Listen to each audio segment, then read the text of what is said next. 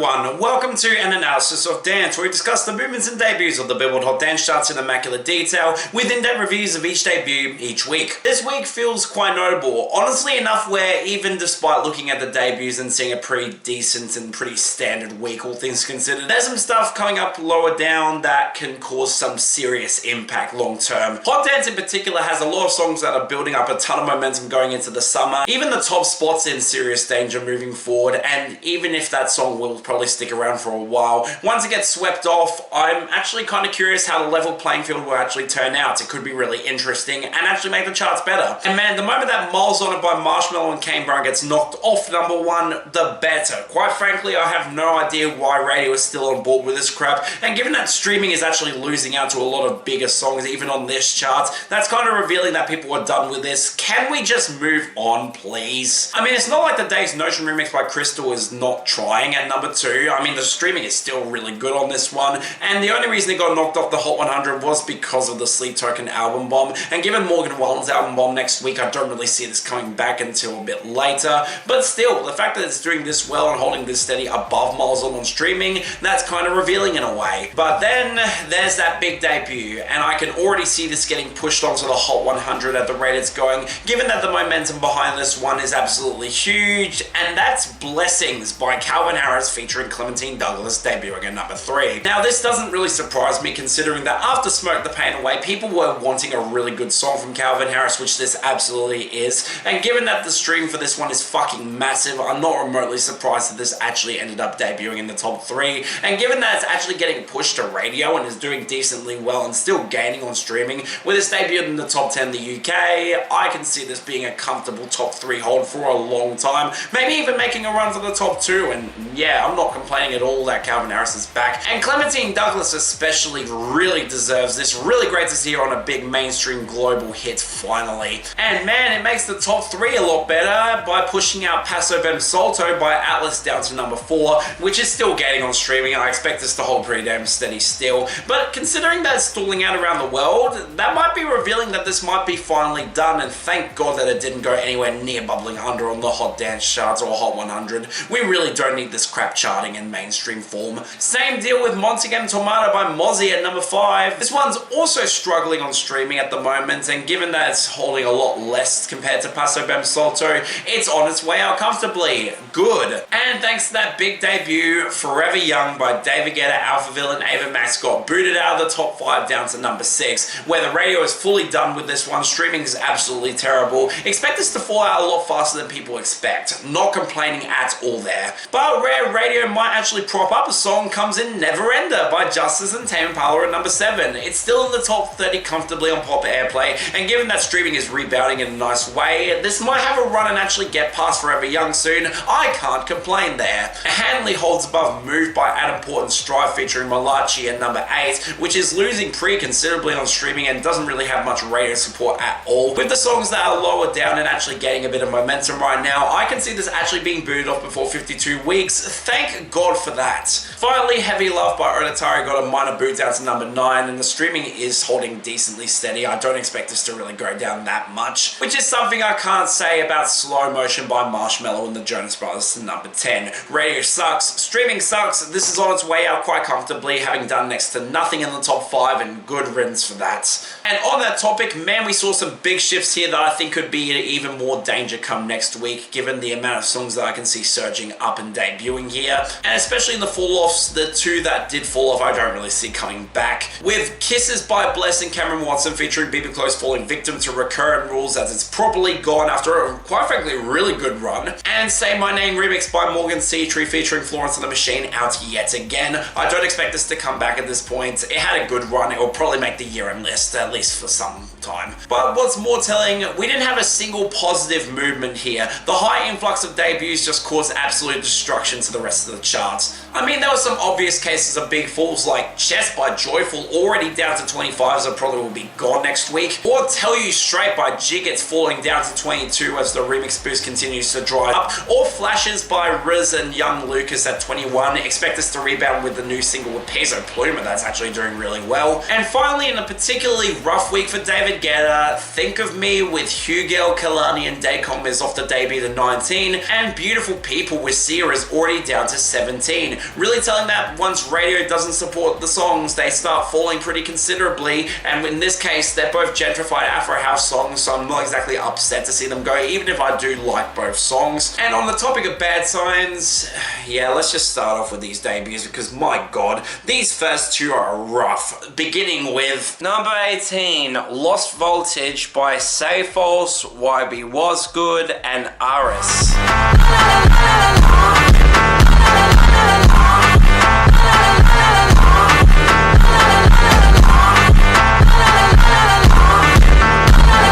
Do I even need to bring up the signature phrase at this point? I mean, seriously, Wasg'ood has 5 versions of the 2 charting songs he got this week in his top 10 on Spotify, and if this isn't fucking blatant that this guy has got nothing else besides these tracks, I don't know what the fuck is. And when you add on Sayfalse, who was the other producer on that complete trash song Bad Parenting Phonk, as well as Ariis from Phonk Do Bounce, yeah, I'm not giving this a pass either, this sucks. The vocal sample might be a bit more tolerable in its yelping delivery, and it's got a much more brighter sound that's at least a little bit more tolerable from this scene, but once again, the awful mixing and the undercooked song length are going to absolutely destroy every song in this scene, and this is no exception, and it feels really weird that this scene is getting popified in a way that I don't like at all. And when you have that plodding tempo of this version with Sayfalse on production, yeah, I've got no use for this. It's really not good. Skip it. Number 12, Luna BALA by Wasg'ood and Ariis.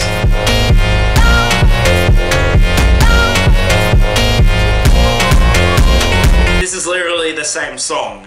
I mean, seriously, if we're at a point now where 2 versions of the same track, where one is slightly faster able to chart, we might be in seriously dire circumstances. This might be a little bit better because the tempo is a bit faster and you don't have the awful production of Sayfalse on this one, but seriously, the same issues are here. There's absolutely no reason why 2 versions of this song should be charting, let alone for a song this mediocre. Skip this one too. Number 11, Won't Be Possible by Tiesto, Odd Mob, and Goodboys. What you want me to say, I know what you need. Making everything go your way, so predictable. Well, at least after that we get a welcome shift to this, where we get Odd Mob's highest charting song to date, and he breaks his one-hit wonder status. That's absolutely welcome. I mean, alongside that, it feels weird that Tiesto's been weirdly quiet since the shift, almost as if his material has not really had the same level of momentum that it used to. And with this being Goodboys' first charting song in 2 years after Believe with AAoD, which is a song I still really like, I was at least hoping that this would be good.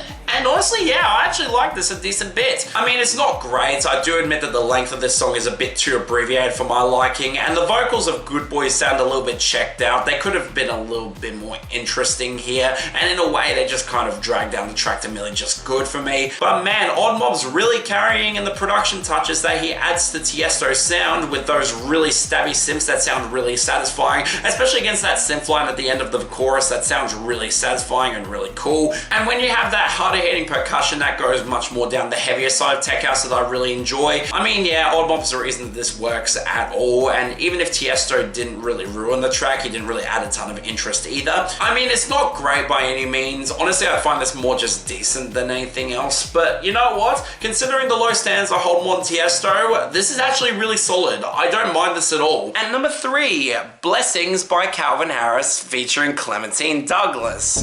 The tuition talks, you gotta listen. I won't lose myself for anybody. I'm not sorry. Yeah.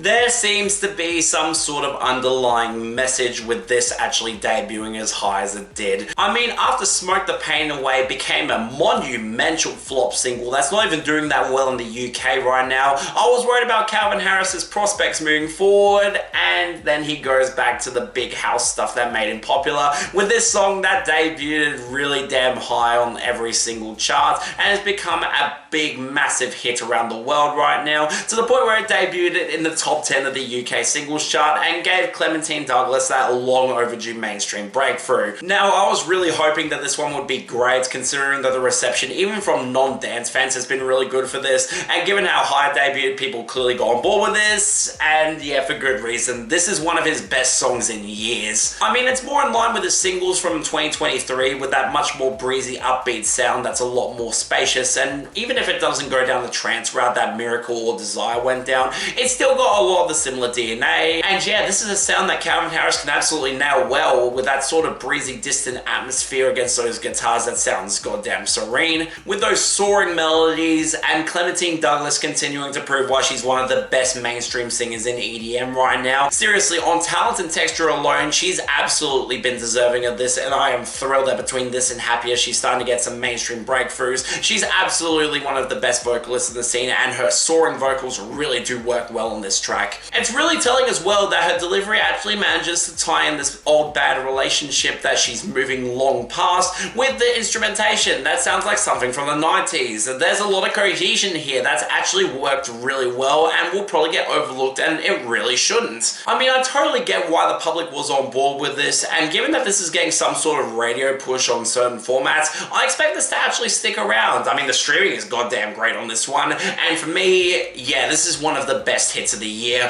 I am thrilled that this hit the top 3 and has really elevated a pretty weak top 10 right now, and I can only hope it continues to go up. This is fantastic. And moving on to dance pop, and while we did get the expected album bomb, it was way too small to actually be able to drive any sort of change. Just my goddamn luck there. I mean, obviously Lady Gaga was going to hold Abracadabra at number 1, even if it is still really reliant on radio at this point, considering that streaming's starting to fall back. But further down, yep, the story was PinkPantheress, with Tonight returning at number 7 and Stateside at number 11. And considering that none of the other songs that were around these really moved that much, let's just get into that other PinkPantheress debut, being number 5, Illegal by PinkPantheress. Oh, I should name it, don't know what I should call you. Hey, here's 20 for you. Hey, we're getting high up on the corner. Wow. Yeah, this doesn't surprise me that this was the song that got the big push off the album. The big spacious garage sound is an easy sell for the mainstream, and given that this is the opening track that really sets the tone of this very short and sweet album, I'm not surprised it's here. Just a shame I wasn't really impressed by this one in the same way. It's not bad, but it's just not that interesting either. I mean, it's well produced, the atmosphere is decent, and those blaring synths against the smoother garage production actually sound quite nice, and PinkPantheress is obviously great, even sounding comfortable over the house switch at the end, which was pretty well integrated. But besides that, I'm sorry, this song feels like it's just stuck in place. It's expected, given that this is a tone setter for the album. You kind of want to let your audience in nice and smoothly into the experience that they're going to have. But I'm sorry, this just feels very routine for PinkPantheress, and the lack of dynamics across the 2.5 minutes really just makes this feel more decent than anything else. I mean, not bad, but I really wish this was more interesting and better. Sorry. But thankfully, where things get a lot better comes in dance sales and streaming, and thankfully both had actually interesting stuff this week. On dance streaming, the big case is Revolving Door by Tate McRae actually taking number 1 and knocking down Abracadabra down to number 2. That's really revealing in a way that a song that's really only streaming carried is doing weaker on the dance pop charts than the one that's got radio support. But even then, if it gets any sort of radio support, it's gonna rebound big, let's be real. Sadly, not really a ton to note outside of this, as Latch by Disclosure featuring Sam Smith came back to 14, and even the solo debut here is one that I literally just covered, being Illegal by PinkPantheress at number 9, and I really do not expect this will stick around the second week, just saying there. But dance sales surprisingly felt more popular by songs that are on Hot Dance right now, and if that's not revealing that this chart is way more focused on supporting DJs over big pop stars, I don't know what is, but honestly I can't complain that much. I mean, obviously the number 1 was still going to be Abracadabra by Lady Gaga. She's a sales darling, and it's going to stick at number 1 for a long time, and it's really telling that even the songs that could have challenged didn't really get there. And yeah, I don't really include our returns here. Call on Me by Eric Prydz at number 10, YMCA by The Village People at 14, and for some reason Barbie Girl by Aqua at 13, a song that I like way more than I really should admit. But thankfully, on a much more manageable case, 2 of our 3 debuts here were songs that debuted on Hot Dance, being the 2 biggest debuts there. I mean, Won't Be Possible by Tiesto, Odd Odd Mob and Goodboys debuting at number 6 doesn't remotely surprise me. Odd Mob's got easy sales support, this is not remotely surprising. And most notably, Blessings by Calvin Harris featuring Clementine Douglas is all the way up to number 2. And given that the streaming is strong as all hell and sales are really going to follow suit, I expect us to stick around for a decent amount of time, and yeah, that's an absolute win for me. But that leaves one unique debut here that honestly kind of surprised me, being number 8, Crush by Biscits.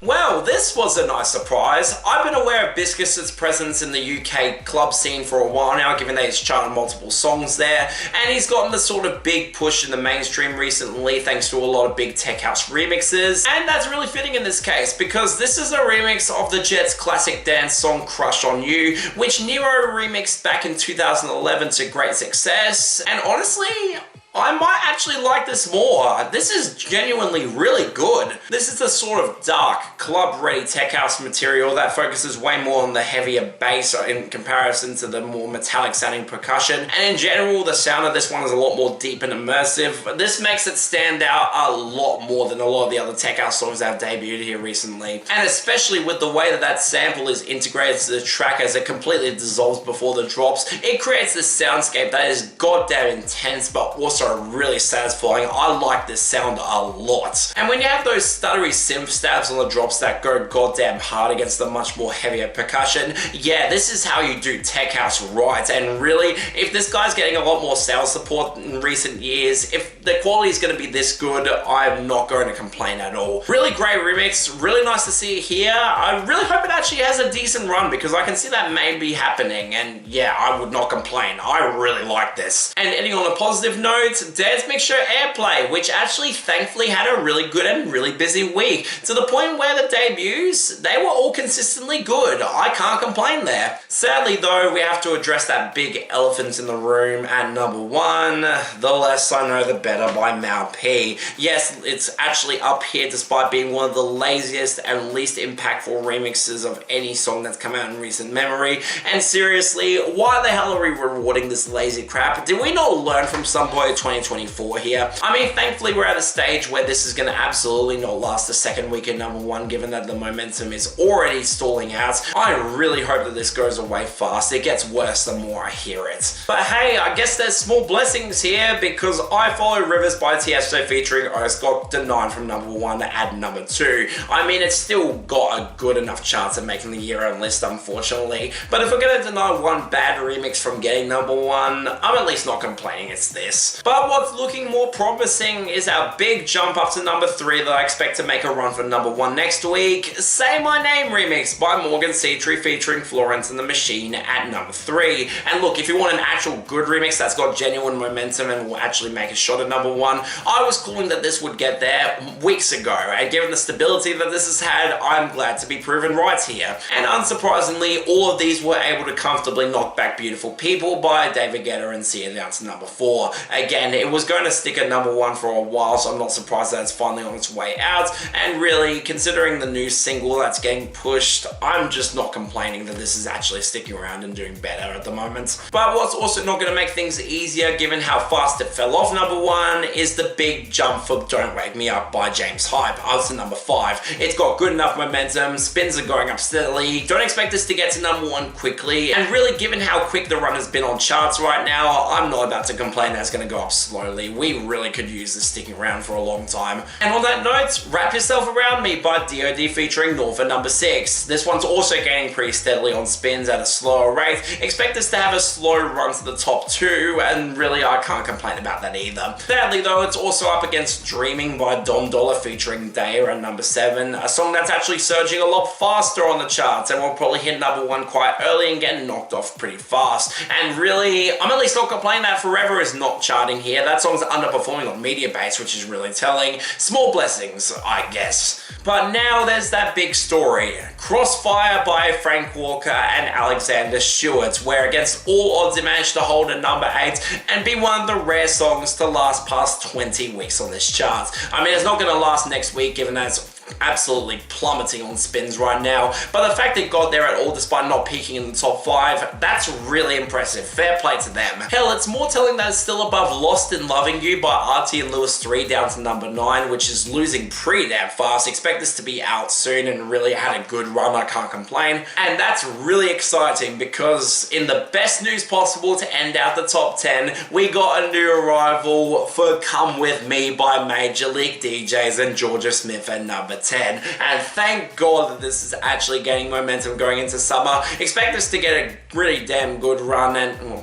expect us to get a pretty damn good run and a chance to get into the top 5 with the spins it's got right now, and I'm absolutely thrilled that one of my favorite songs of the year is actually getting there. Fair play to both of them. They went against all expectations for me and actually got here. That is fucking incredible. And after that pleasing note, our falls and fall-offs, where all 3 are really damn good songs, where 2 of them are likely to make the year-end list, with Into the Blue by Will Sass and Camille and Never Walk Alone by Blondish and Stevie Appleton. Sadly for Bad Dreams by Tay Swims, it doesn't look like it's going to get there, but it is going to make the Hot 100 year-end list, so I can't be that annoyed. And hell, I can't really complain about our falls either, as a lot of these have locked for the year-end list already. I mean, outside of Lost in Loving You in the top 10, we had Forever Yours 2016 by Avicii featuring Sandro Cavazza down to 18, Euphoria by Armin van Buuren, Norma G and Martine, Lawrence and Alok at 20, Hot and Mysterious by Austin Mills and Carlo at 29, and Crash by Allow Luxury living up to its title yet again, falling down to 36. That's the only truly bad one of these falls, and even if it will make the year-end list, I'm not complaining to see it go. The only exception to this is Act of God by Leighton Giordani, Linny and Sarah De Warren down to 40, but really considering that Experts Only has had a really inconsistent run outside of John Summit on any charts, doesn't surprise me that this is kind of underperforming, and the song being only okay at best doesn't really help that much. But man, if you expected our jumps to be interesting this week, sadly we only got 4 here. But thankfully, outside of Don't Say a Thing by The Hotel Lobby continuing its unwelcome jump up to 11, the other 3 are songs that I actually really like. Edge of the World by Medusa in Aaliyah and Genesee featuring Nula surged up to 17, and with that production really growing on me, I can't complain about this being a hit too. Angels for Each Other by Martin Garrix and Arijit Singh is up to 22, which has grown on me considerably. It might be one of my favorite Martin Garrix songs in recent memory, and thankfully All I Know by Rudimental and Khalid actually jumped up to 27, and it's really nice to see Rudimental actually get a genuinely stable hit here. I don't expect it will stick around a long time, but the fact that it jumped at all, that's at least welcome for me. No complaints there. But on to our debuts, and man, we are going back in time with some of these, starting off with number 37, One More Thing by Audien and ARTY featuring Sarah Davis. One more thing I could have been, one more door I wish I could open, one more say I should have said. Man, it feels weird that this is the first time that I've actually talked about Audien on this channel, and that's really insane considering his momentum in the mid-2010s was really notable, especially off the back of Something Better. He had some strong Dance Airplay hits and even some solid hits on the main dance charts, but sadly his brand of electro house kind of just fell victim to the trends of the time,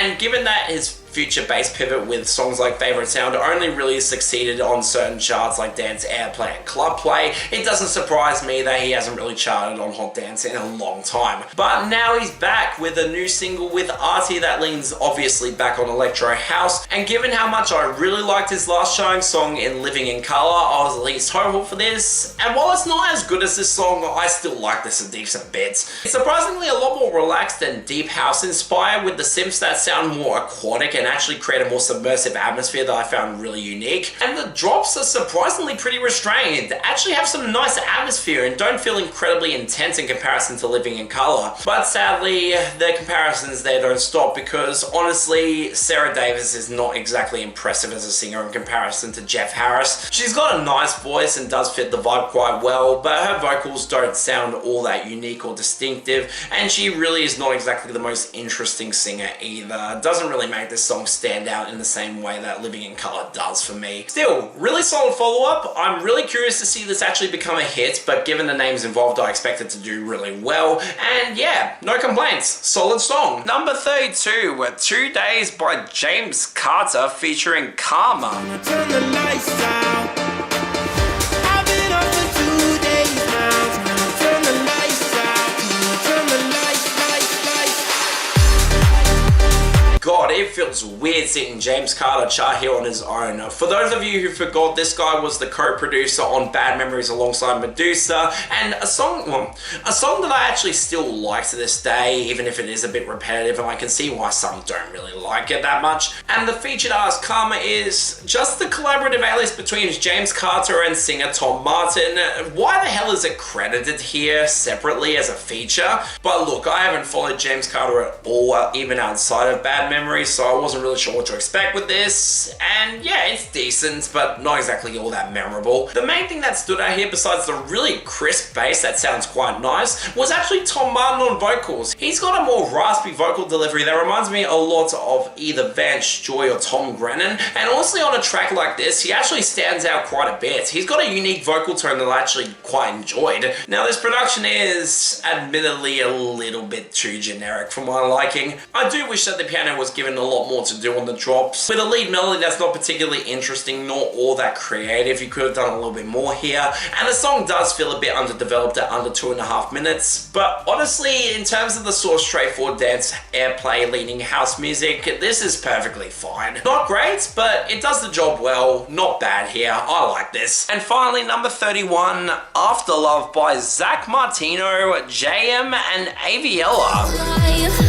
If there's hope for us, come and find me in the afterlove, afterlove. And to end off a bizarre week of big random house comebacks that were big in the mid-2010s, Zack Martino, and really, what the hell is this doing here? The last time that Zack Martino charted was back in 2019, and since then he shoveled out remixes for a lot of big name artists, including Galantis, Griffin, Armin van Buren, and Loud Luxury. So my expectations on this were not exactly high, especially when you tack on the singer Aviella, who has been on some really mediocre Monster Cat releases over the past few years, and actually, I didn't mind this. I actually found this really good. Part of that, I will admit, is bias. I'm a sucker for the sort of uplifting, fast trance music that this absolutely is, with those heavier kicks and the more focus on a lighter vocal tone that actually sounds quite unique, especially with Aviella being surprisingly really good on vocals here. Considering that some of her Monster Cat materials have been dragged down by her vocal delivery, it's really cool to see her actually branch out and try something different. She sounds really unique and really good here. But man, in terms of the production,